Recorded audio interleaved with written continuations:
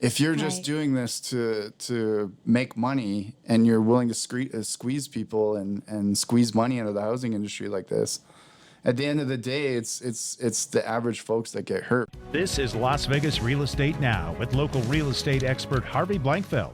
You guys who've listened to the show for a long time know that I'm in favor of keeping a tight grip on short-term rentals for a number of reasons. Number one, I want to protect the sanctity of my neighborhood, and I don't want businesses run next door to me. I think zoning laws are there for a reason, and I don't want the guy next door leasing out his home every week with people who are coming to Vegas. And what are they coming to Vegas to do? Party. They're coming here to party. Yeah. I mean, Vegas is maybe unique in that sense, maybe not. But I think when you lease out a home for a week in Vegas, there's some happy intentions going to happen in that house, and so I think that's careful. And you say, oh well, we can make sure they don't party. Well, that's going to be kind of hard to do. Anyway, that's the one thing. And then the other thing, the other thing is that I think that the hotels here are so important to us because that's why we don't pay state income tax, guys. It's because of the hotels. Right. We start taking money away from them, I'm kind of worried what's going to happen to state income tax. I mean, you don't want to attack the let's not bite the golden goose here. Let's not do that. Let's let them continue to pay. Let the visitors pay taxes for us so we're not having to pay them ourselves. That's part of my thing. Yeah. And when people argue, well, I should be able to do whatever I want in my house. Well, no, you shouldn't be running a garage and repairing cars in your driveway. You shouldn't be, selling 7-Eleven style snacks out of your house in your neighborhood. You can't be doing these things. So I think there needs to be some rules. And so I don't know what your thoughts are, Patrick.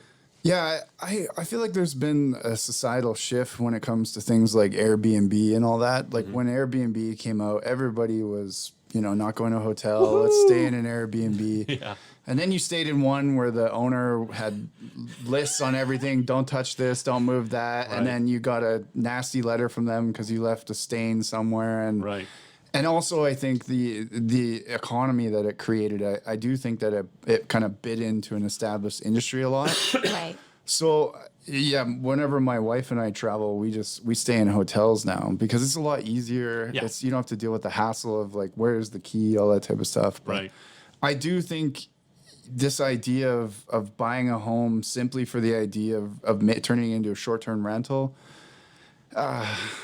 Once again, I think we're getting into the same thing that we talked about with the corporate landlords in Wall Street.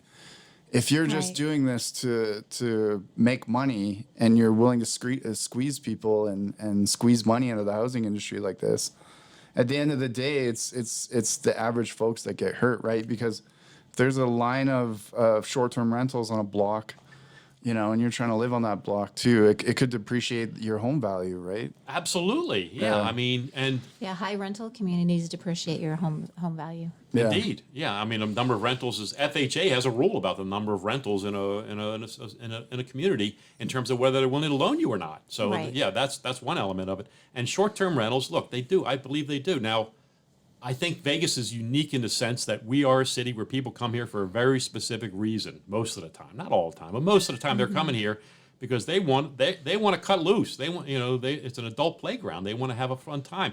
And if they're leasing a home, there's a pretty good chance they're going to have a party or they're going to invite people over and it's going to get late and they're not, people don't sleep when they come to Vegas. I mean, they don't. Hey, I'll sleep when I get home, that kind of thing. That's why there's no clocks in the casinos because they don't want them to know what time it is. So when you come here, I'm especially concerned for our market and for that reason and also for the idea that you're taking income away from our hotel properties, which I don't want to see us do. I want to see them be financially strong and be able to pay the taxes on our behalf.